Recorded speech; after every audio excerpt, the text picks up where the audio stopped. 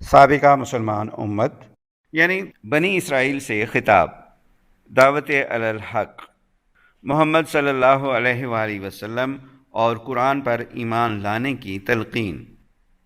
چونکہ بنی اسرائیل اللہ کی کتابوں اور رسولوں کا علم رکھتے تھے، اس لیے اللہ نے یہاں ان کو دعوت حق دی ہے۔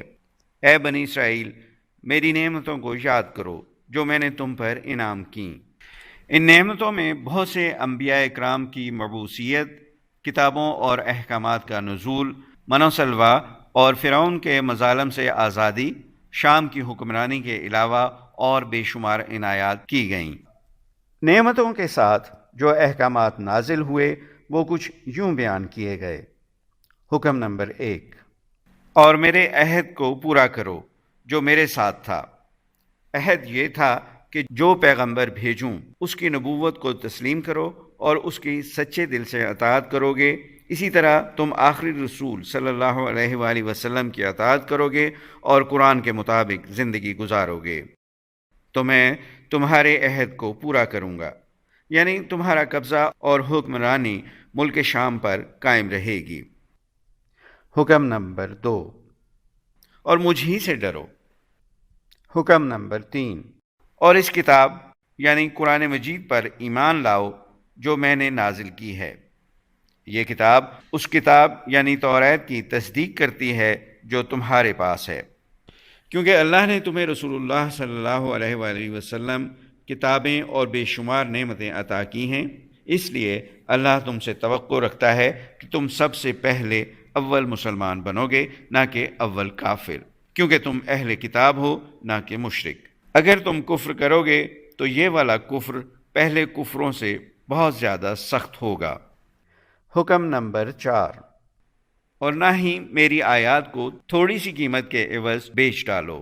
جیسے تمہارے علماء کو پتہ ہے کہ تورات میں واضح لکھا ہے کہ محمد صلی اللہ علیہ وآلہ وسلم آخری رسول اور آخری کتاب آئے گی، تم اس کی پیروی کرنا، اس لیے دنیاوی مفادات، تکبر، بغض اور حسد میں آ کر احکامات اور آیات الہی سے انکاری نہ بن جانا۔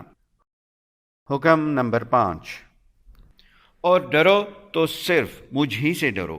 یہ بظاہر مشکل کام ہے، اس میں تمہیں اپنی ذات کو شکست دینی ہے اور باہر سے خاندان اور معاشرے سے حق کی خاطر لڑائی کرنی ہے۔ یہ اسی صورت میں ہو سکتا ہے کہ تم صرف اور صرف مجھ ہی سے ڈرو، نہ کہ کسی اور سے۔ یہ دنیا کا خوف، رشتہ داروں کا خوف اور ذاتی مفادات کو ختم کر کے صرف اور صرف خوف الہی کو اختیار کرو۔ حکم نمبر 6، اور نہ ہی حق و باطل کی آمیزش کرو۔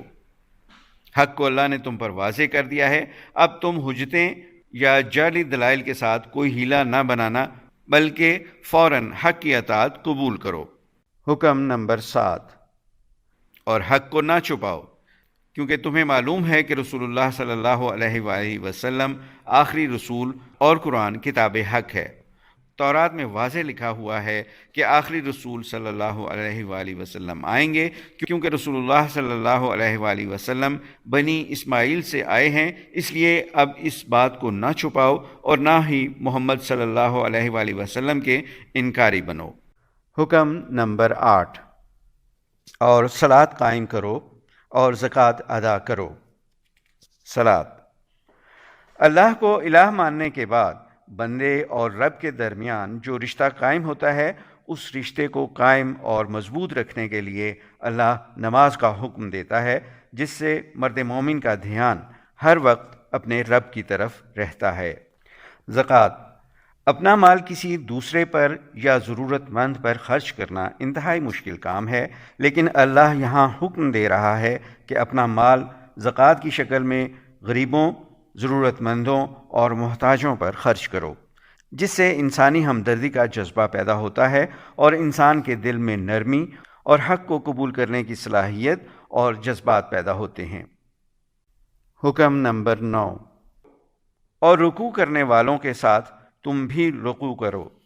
اس آیت کے ظاہری معنی میں اس بات کا حکم دیا جا رہا ہے کہ اجتماع کے ساتھ یعنی جماعت کے ساتھ نماز کی ادائیگی کرو، جبکہ باطنی طور پر حکم دیا جا رہا ہے کہ نیکی کے فروغ کے لیے نیک افراد کے ساتھ مل کر معاشرے میں توحید کے تصور کو مضبوط کرو۔ حکم نمبر 10۔ بعض یہودی علماء جن کے رشتہ دار مسلمان ہو گئے تھے کہتے تھے دین اسلام پر قائم رہو، یہ دین حق پر ہے، ہمارے مفادات اور دنیاوی مسائل ایسے ہیں کہ ہم مسلمان نہیں بن سکتے۔ تب یہودیوں کو مخاطب کرتے ہوئے یہ آیت نازل ہوئی، تم لوگوں کو نیکی کا حکم کرتے ہو مگر اپنے آپ کو بھول ہی جاتے ہو، حالانکہ تم کتاب تورات کی تلاوت کرتے ہو جس میں رسول اللہ صلی اللہ علیہ وآلہ وسلم، قرآن اور نیکی کرنے کا واضح حکم لکھا ہوا ہے۔ کیا تم میں اتنی بھی سمجھ نہیں؟